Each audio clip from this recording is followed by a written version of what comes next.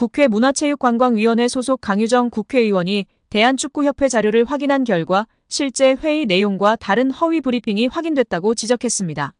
13일 강유정 의원실은 보도자료를 통해 축구협회의 홍명보 남자축구 국가대표팀 감독 선임 과정 설명이 사실과 다른 것으로 확인됐다.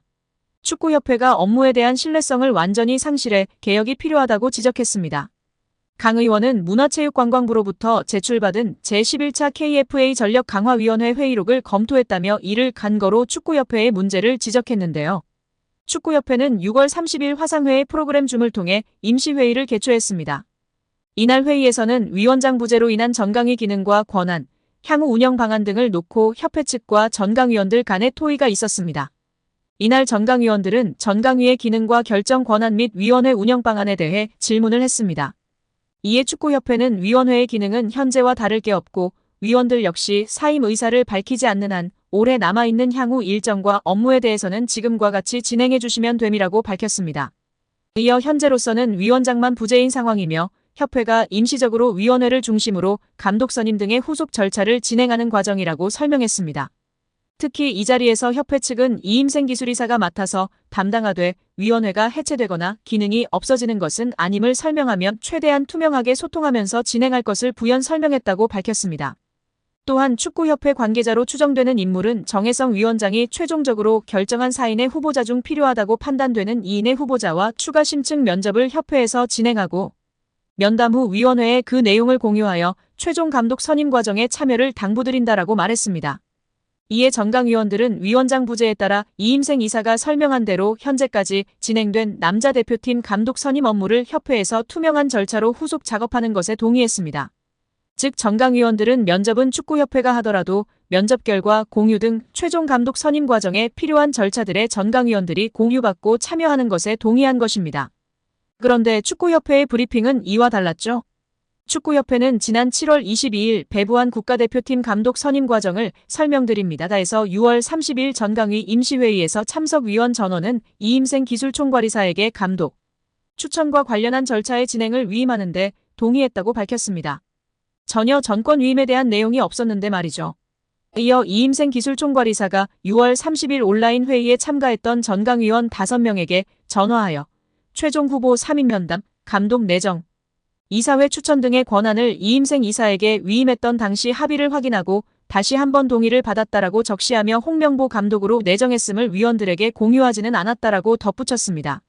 강 의원 측은 위 내용을 근거로 이는 임시회의에서 협회가 위원들에게 밝힌 협회가 임시적으로 위원회를 중심으로 감독 선임 등의 후속 절차를 진행하는 과정 남자 대표팀 감독 선임 업무를 협회에서 투명한 절차로 후속 작업과 배치된다.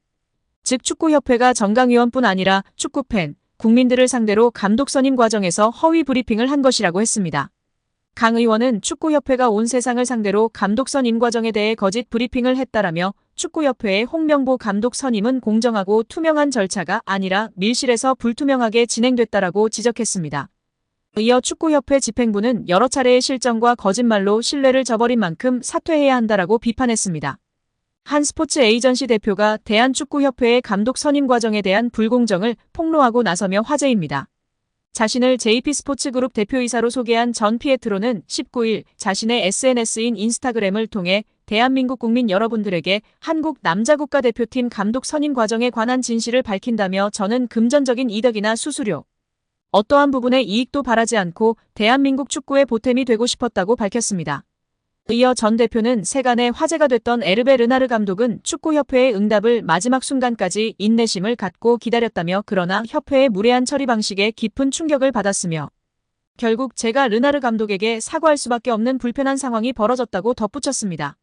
르나르 감독은 2012년 잠비아, 2015년 코르디부아르 감독을 맡아 두 차례 아프리카 네이션스컵 우승을 차지한 명장인데요. 사우디아라비아를 2022 카타르 월드컵 본선으로 이끈 그는 조별리그 C조 1차전에서 리오넬 메시가 이끄는 우승팀 아르헨티나를 2대1로 꺾는 파란을 일으키기도 했습니다. 2024년 파리올림픽을 끝으로 프랑스 축구협회와 계약이 만료되는 르나르 감독은 차기 한국 대표팀 사령탑 후보로 거론된 바 있습니다. 전 대표는 이번 입장에서 출국 전 이미 짜인 대본처럼 홍명보 감독의 선임이 결정됐고 이에 대한 협회의 불투명한 행정 절차는 너무나도 실망스러웠다며 유로, 스페인 우승을 거둔 루이스 데라 푸엔테 감독 등의 만남을 위해 이임생 대한축구협회 기술발전위원장에게도 제안했지만 답변조차 받지 못했다고 토로했습니다.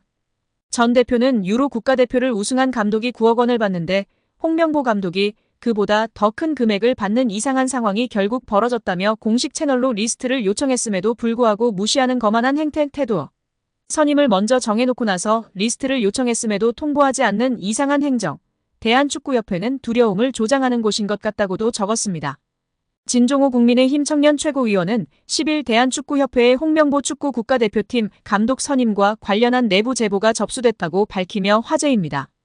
국민의힘 체육계 비리 국민제보센터를 운영하는 진 최고위원은 이날 오후 뉴시스와 통화에서 홍 감독 선임 절차가 공정하지 못했다는 내부 제보가 있다며 자료와 증거를 바탕으로 24일 청문회 때 문제 제기하려고 준비 중이라고 말했습니다.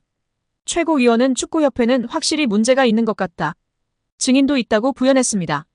국민의힘 진종호 의원이 대한축구협회의 조직적 은폐가 시작됐다며 대한축구협회에 대해 강력 대응을 예고하고 나서며 화제입니다. 진종호 의원은 19일 자신의 소셜미디어 SNS에 대한축구협회는 창립기념일을 핑계 삼아 금요일까지 휴가를 즐기며 24일 국회 문체위에 현안질의 자료 요청에도 불응하고 있다고 꼬집었습니다.